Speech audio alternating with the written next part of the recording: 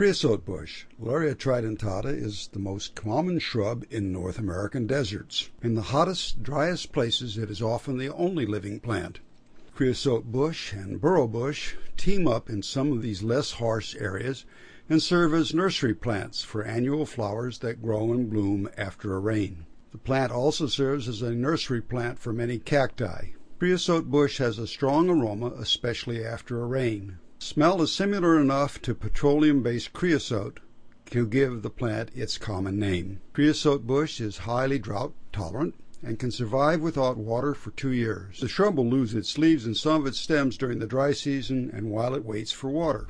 With rain, it quickly greens up and has buds, blooms, and seed pods on the plant at the same time. The fruit is interesting in that it is a ball of fur that splits into 5 seed pods when it falls to the ground.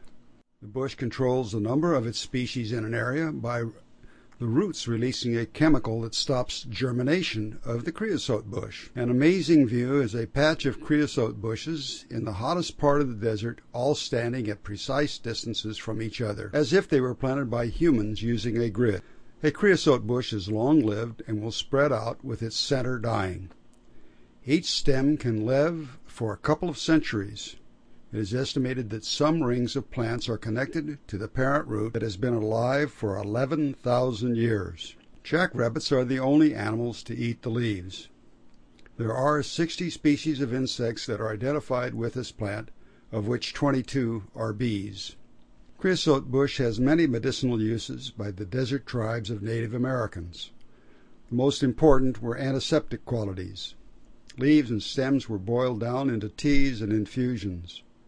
Poultices were placed on wounds and sores, poisons were extracted, body washers were used to clean and deodorize, and dandruff was cured with a creosote tea hair wash. A mild tea was drunk for general health.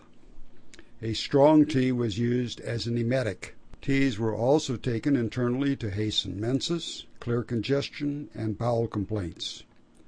A steam from leaves and twigs was used as a decongestant, and a liniment was made from powder leaves for arthritis inflammation. Many of these medicines were also used on the Indians' livestock.